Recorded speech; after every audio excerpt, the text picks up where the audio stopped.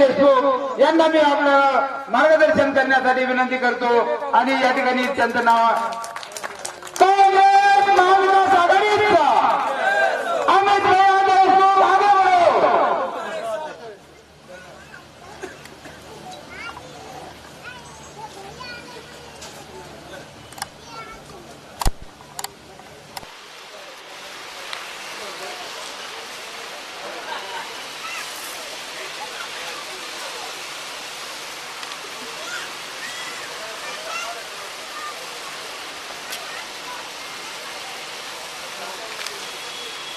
नांदेड लोकसभा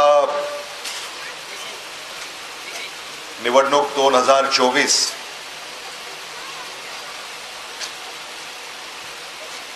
या अनुषंगाने बारड येथे होत असलेल्या महाविकास आघाडीच्या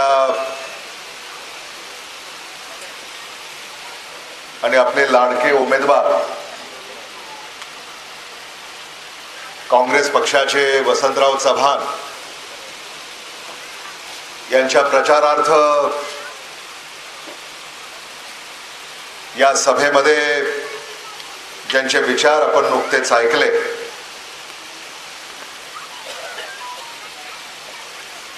ते मनोहरराव धोंडेजी,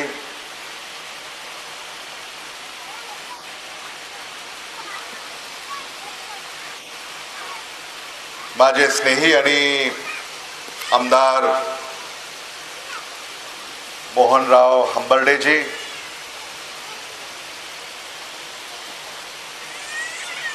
माजी आमदार आणि काँग्रेसचे जिल्हा अध्यक्ष हनुमंतराव बेटमोगरेकरजी,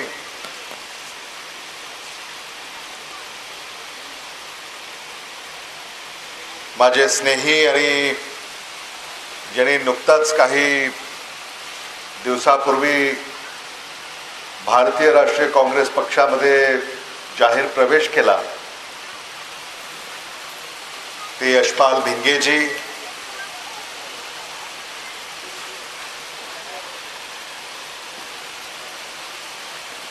या सभेला उपस्थित असलेले पप्पू पाटील, कैलास गोडसे, विठ्ठल पावडे, सुनील वानखेडे, पप्पू बेग, संतोष कल्याणकर, शिवानंद शिवपूरकर, बबनराव बारशे, गोविंद गोदरे, प्रताप देशमुख, संदीप देशमुख, राहुल आठवले, माणिक लोमटे,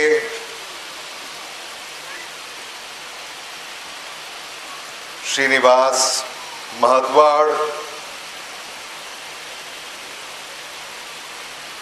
व्यासपीठावर उपस्थित असलेले महाविकास आघाडीचे भारतीय राष्ट्रीय काँग्रेस, राष्ट्रवादी काँग्रेस पक्ष शरदचंद्र पवार, शिवसेना उद्धव बाळासाहेब ठाकरे पक्ष, शिवा संघटना आणि इतर मित्र पक्ष याचे सारेच नेते कार्यकर्ते, बारड येथील आणि बारड पंचकृषी येथून आलेले आमचे बहादर मतदार बंधू भगिनी, पत्रकार मित्रांनो, भारत देशामध्ये सार्वत्रिक निवडणुका सर्वत्र होत आहेत. महाराष्ट्रामध्ये पहिल्या टप्प्याच्या सार्वत्रिक निवडणुका झाल्या, दुसऱ्या टप्प्याच्या सार्वत्रिक निवडणुका होऊ घातलेल्या आहेत आणि येत्या 26 एप्रिल रोजी आपल्याला या निवडणुकीचं मतदान करायचं आहे. नांदेड याकडं महाराष्ट्राचं आणि भारताचं लक्ष लागलेलं आहे. नांदेड काय करणार आहे?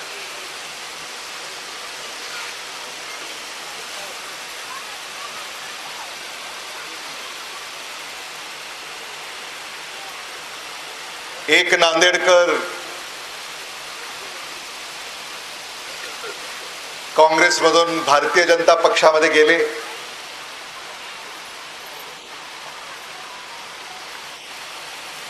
लाख नांदेडकर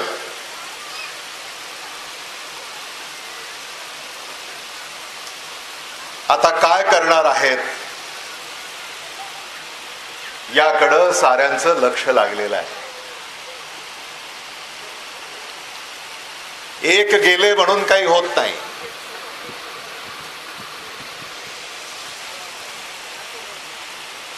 लाखो नांदेडकर आहेत तिथंच आहेत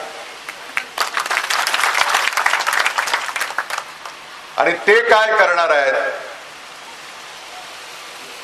याकडं साऱ्यांचं लक्ष आहे. भारतीय जनता पक्षाचे नेते गावागावामध्ये जातात तेव्हा गावकरी दार बंद करतायत असं आम्हाला कळालं. सिनेमातच पाहिलं होतं आम्ही. शोले आठवतोय तुम्हाला? शोले. गब्बर सिंग जेव्हा एखाद्या गावामध्ये यायचे तेव्हा गावकरी दार बंद करून घ्यायचे. तसंच नांदेड मध्ये सुरू झालंय.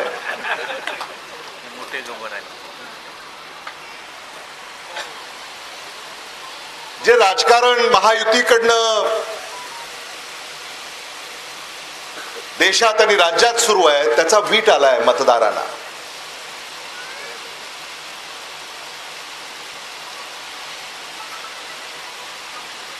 महायुतीनं या भारतामध्ये मतदारांनी निवडून दिलेले 16 सरकार पाडली.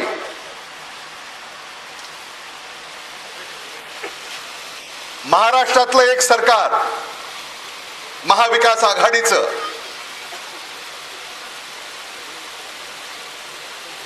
तत्कालीन मुख्यमंत्री उद्धव बाळासाहेब ठाकरे यांचं सरकार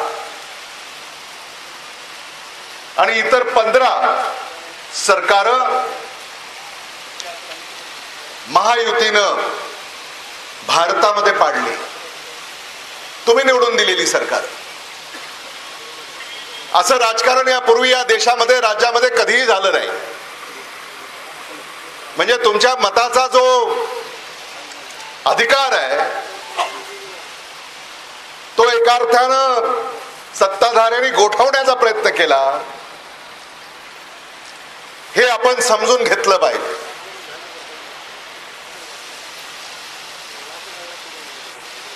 महाराष्ट्रामध्ये पक्ष फोडले, घर फोडले.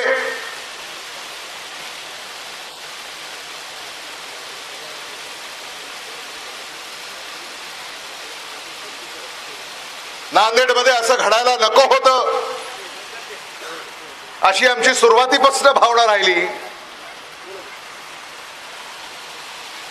नांदेड ही या राजकारणाला बळी पडलं याचं आम्हाला दुःख आहे.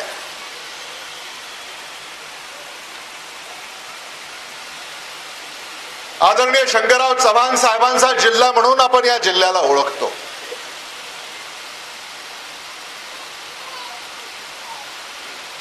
आधुनिक भगीरथ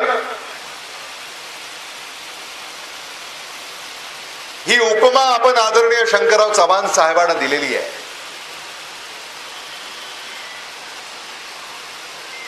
आदरणीय शंकरराव चव्हाण साहेबांनी अगदी स्वातंत्र्याच्या लढ्यापासून हैदराबाद मुक्ती संग्राम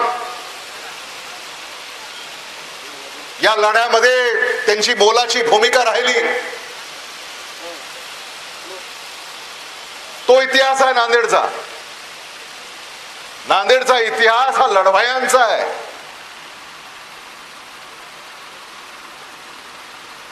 क्रांतिकारांचा आहे. संतांचा आहे.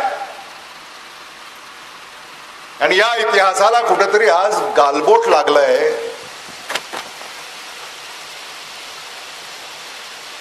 ते गालबोट दूर करण्याचं काम आता नांदेडच्या 72 मतदारांनी केलं पाहिजे. या ज्या प्रवृत्ती आहे त्याला रोखलं पाहिजे. आणि तुम्हाला चिंता करायची काही कारण नाही. तुम्हाला असं वाटेल आमच्या पाठीशी कोण आहे. तुमच्या पाठीशी सोनिया गांधी आहेत, तुमच्या पाठीशी राहुल गांधी आहेत, तुमच्या पाठीशी प्रियंका गांधी आहेत, तुमच्या पाठीशी नाना पटोले आहेत, तुमच्या पाठीशी बाळासाहेब थोरात आहेत, तुमच्या पाठीशी हा अमित देशमुख आहे. हे देखील मला इथं विनम्रपणे आपल्या पुढे मांडावंसं वाटतं. आणि म्हणून काळजी करू नका, भूमिका घ्या. भूमिका घेणं महत्वाचं आहे. आणि आज खरंच व्यासपीठावर जे सगळे आहेत त्या नेत्यांचं मी कौतुक करू इच्छितो की तुम्ही इथं भूमिका घेतली आणि व्यासपीठावर आहात. आहे बिग बॉसचा कॅमेरा तुमच्यावर, मला माहिती आहे. बिग बॉसचा कॅमेरा आहे तुमच्यावर. पण तरीही त्या बिग बॉसच्या कॅमेऱ्याला याची तमा न बाळगता तुम्ही इथं सामान्य माणसाच्या हक्कासाठी लढायला उभे आहात. याचा मला सार्थ अभिमान आहे. ही चळवळ आहे, लोकांची चळवळ. आणि या लोकांच्या चळवळीचा चेहरा वसंतराव चव्हाण आहेत. या चळवळीचा चेहरा वसंतराव चव्हाण आहेत. या क्रांतीचा चेहरा वसंतराव चव्हाण आहेत.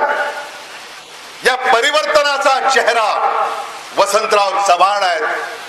भविष्याचा चेहरा वसंतराव चव्हाण आहेत. वसंतराव चव्हाणांच्या पाठीशी तुम्ही प्रत्येकाने खंबीरपणे उभं राहिलं पाहिजे.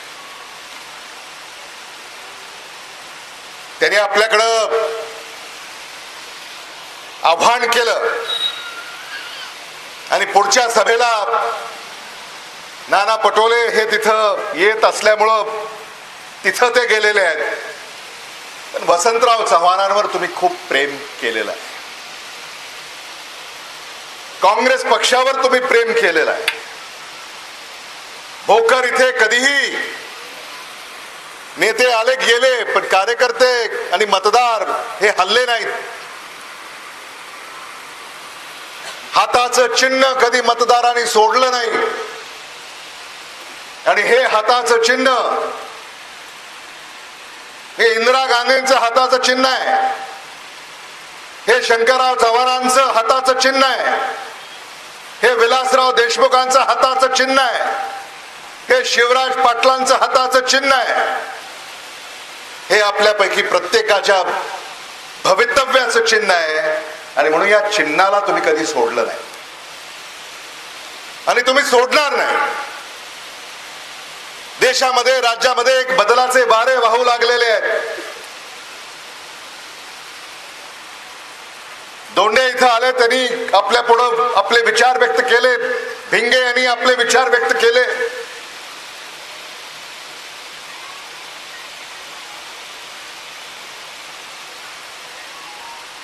आणि मग जेव्हा भगवा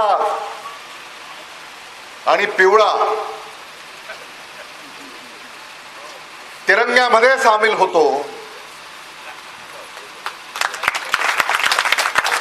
भगवा आणि पिवळा जेव्हा तिरंग्यामध्ये सामील होतो तेव्हा इतिहास घडत असतो. आणि तो इतिहास आपल्याला येत्या 26 एप्रिल रोजी घडवायचा आहे.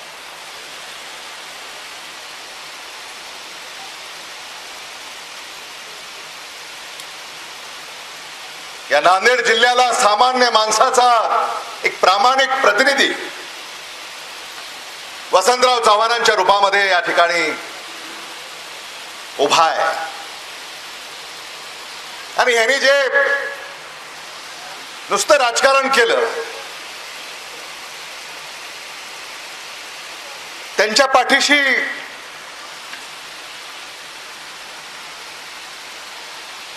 आपण उभं राहणार नाही, ते तुमच्यासाठी गेले का?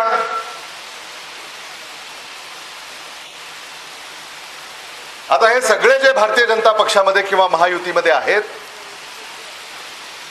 हे मूळचे इथलेच आहेत.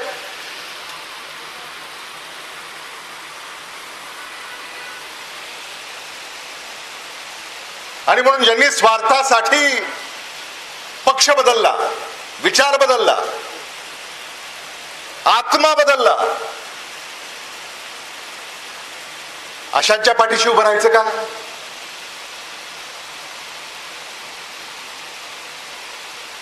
आदरणीय साहेबराव बारडकर मला आठवत आहे, त्यांचा या परिसरामध्ये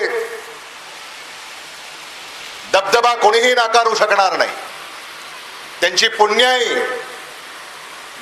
त्यांचे परिश्रम, त्यांची तपश्चर्या, आदरणीय विलासराव देशमुख साहेब आणि आदरणीय साहेबराव बारडकर साहेबांचे जीवष्ट कंठस्थ संबंध हे आपल्यापैकी प्रत्येकाला ठाऊक आहे. आदरणीय विलासराव देशमुख साहेब जेव्हा या महाराष्ट्राचे पहिल्यांदा मुख्यमंत्री झाले, तेव्हा त्यांना बिनशर्त पाठिंबा देणारे आदरणीय साहेबराव बारडकर साहेब अजूनही आम्हाला लक्षात आहेत.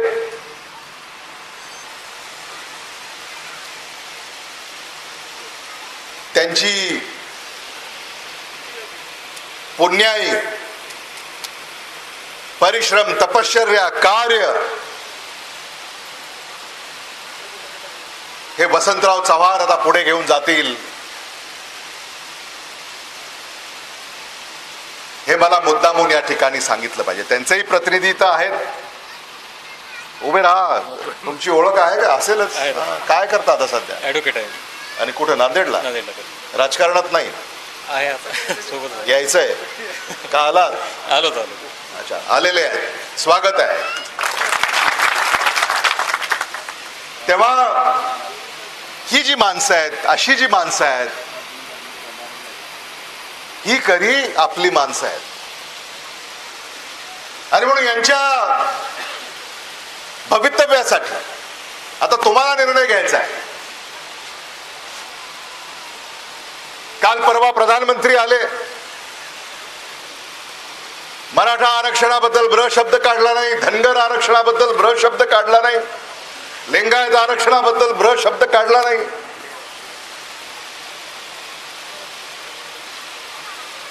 सामान्य माणसाच्या जीवनाशी निगडीत जे मुद्दे आहेत त्याच्यावर चर्चा नाही. आरक्षणाचं राजकारण करायचं,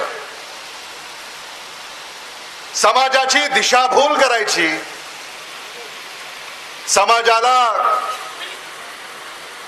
भूल थापा द्यायच्या, समाजाची फसवणूक करायची आणि त्याच्यावर भाष्य मात्र करायचं नाही.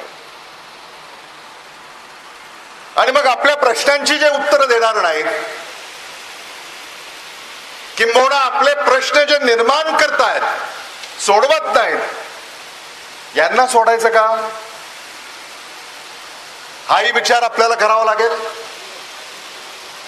शेतकऱ्याच्या शेतीमालावर बोलले का? शेतकऱ्याच्या हमी भावाबद्दल, स्वामीनाथन आयोगाबद्दल काही भाष्य केलं का? महागाईबद्दल काही भाष्य केलं का? बेकारीबद्दल काही भाष्य केलं का? उद्योगांबद्दल काही भाष्य केलं का? गॅसच्या किमतीबद्दल काही भाष्य केलं का? खतांच्या किमतीबद्दल काही भाष्य केलं का?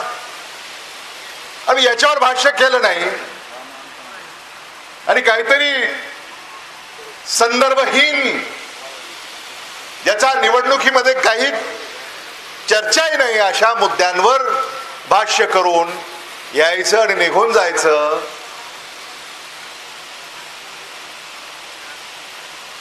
अशांच्या पाठीशी कृपा करून आता आपलं मत उभं करू नका, ते मत वाया घालू नका.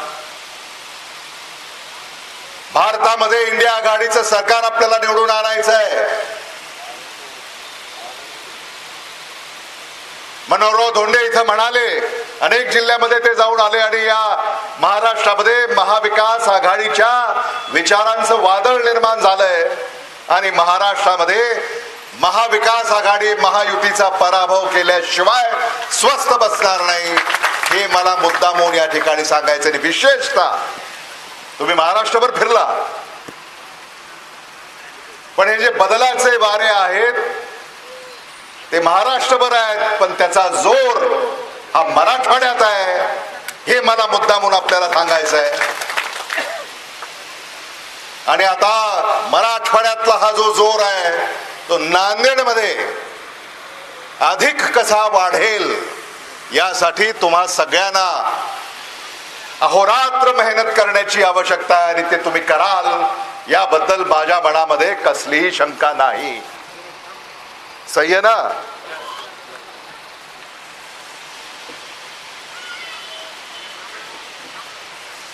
परमपूज्य डॉक्टर बाबासाहेब आंबेडकर असं म्हणाले होते, हम गुलाम नहीं, हम योद्धा वंश के हैं.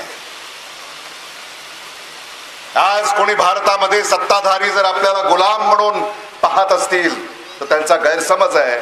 त्यांना ही कल्पना नाही की आपण योद्धा वंशाचे आहोत. आणि म्हणून या लढ्यामध्ये योद्धा म्हणून तुम्हाला भूमिका बजावायची आहे. लातूर आणि नांदेड हे नातं काही नवं नाही. नांदेडने लातूरची काळजी केली, लातूरनं नांदेडची काळजी केली आणि भविष्यामध्ये नांदेड आणि लातूर खांद्याला खांदा लावून विकासाच्या महामार्गावर मार्गक्रमण करेल. मराठवाड्यामध्ये अग्रसेर शहर आणि जिल्हे म्हणून लातूर आणि नांदेड याचा विकास आपण मिळून करूया आणि या महाराष्ट्रामध्ये मराठवाड्याची मान आणि शान कशी उंचावेल यासाठी एकत्रितपणे आपण उभे राहूया असं मी म्हणालो तर ते अतिशोक्तीचं होऊन आहे.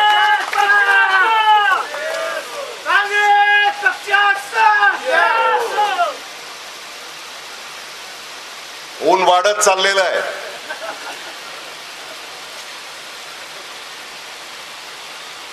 उन्हाच्या झाडा तुम्हाला पोचतायत, तरीही तुम्ही एवढ्या मोठ्या संख्येनं गेली अनेक तास या ठिकाणी उपस्थित आहात याबद्दल प्रत्येकाचं मला मनापासून कौतुक करावंसं वाटतं. माझं आजोळ या परिसरातलं आहे असं तुम्ही मला आठवण करून दिली.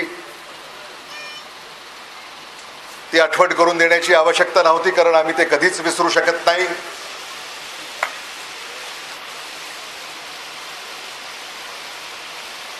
आणि आदरणीय दगडोजीराव देशमुख साहेब, आदरणीय विलासराव देशमुख साहेब, आदरणीय रंगराव देशमुख साहेब म्हणजे आजोळचे आमचे आदरणीय रंगराव देशमुख साहेब, जे आदरणीय शंकरराव चव्हाण साहेबांचे जिवलग आणि पंडित जवाहरलाल नेहरू यांचे जिवलग असे आदरणीय रंगराव देशमुख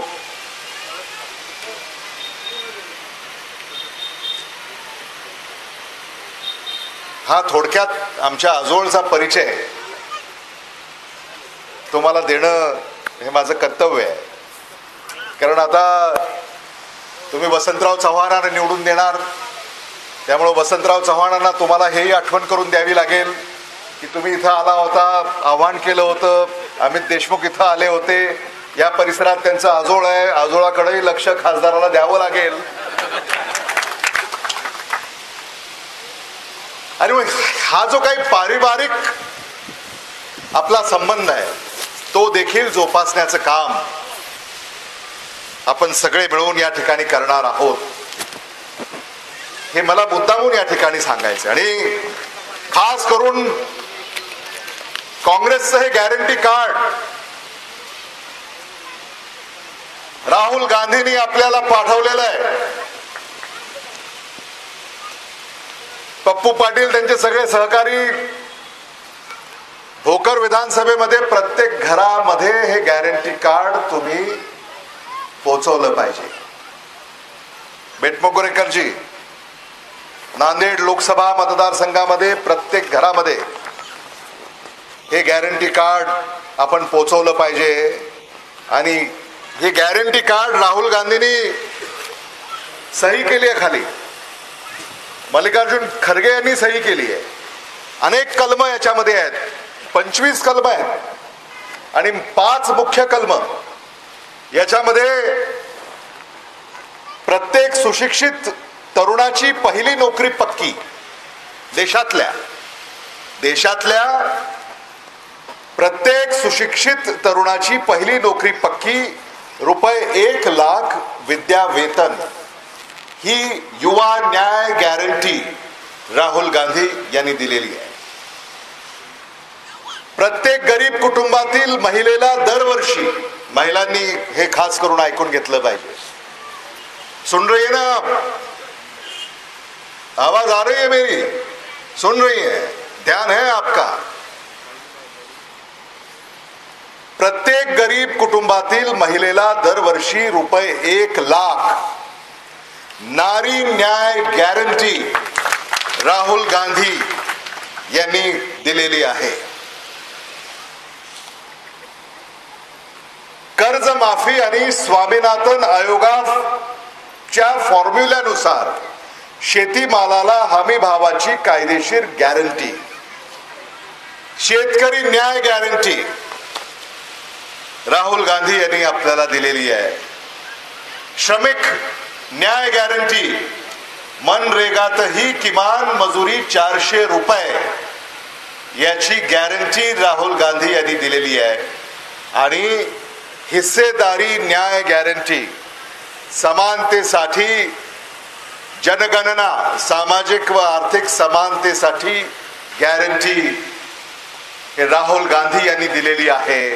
काँग्रेस गॅरंटी कार्ड, आणि याच्या माग ही 25 कलम किंवा 25 गॅरंटी इथे नमूद केलेल्या आहेत. याचा अर्थ काय?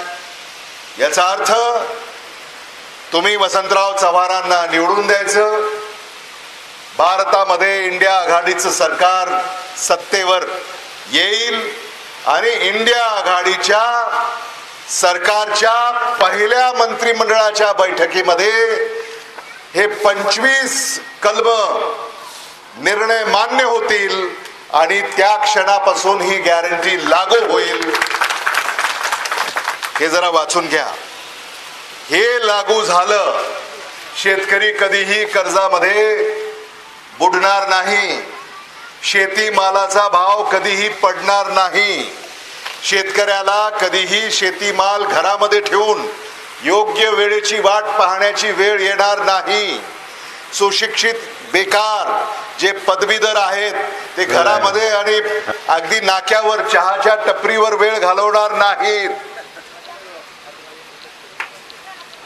मजुरांना जी मजुरी परवडत नाही, इथं अनेक महिला सुद्धा शेतावर मजुरी करायला जात असतील, तुम्हाला फक्त 150, 200, 250 रुपये मिळतात, पण आता कायद्यानं दर दिवशी 400 रुपये मजुरी तुम्हाला देण्याचा कायदा काँग्रेस करणार आहे आणि त्या कायद्यासाठी तुम्हाला वसंतराव चव्हाणांच्या हाताच्या चिन्हासमोरचं बटन दाबायचं आहे.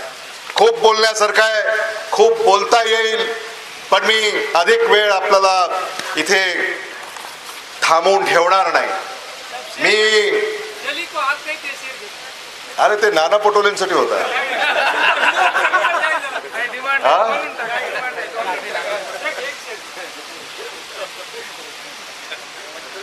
जली को राख कहते हैं, जली को आग कहते हैं, बुझी को राख कहते हैं, जली को आग कहते हैं, बुझी को राख कहते हैं, जिस राख से बारूद बनती है उसे वसंतराव चव्हाण कहते हैं. न जात पर न पात पर,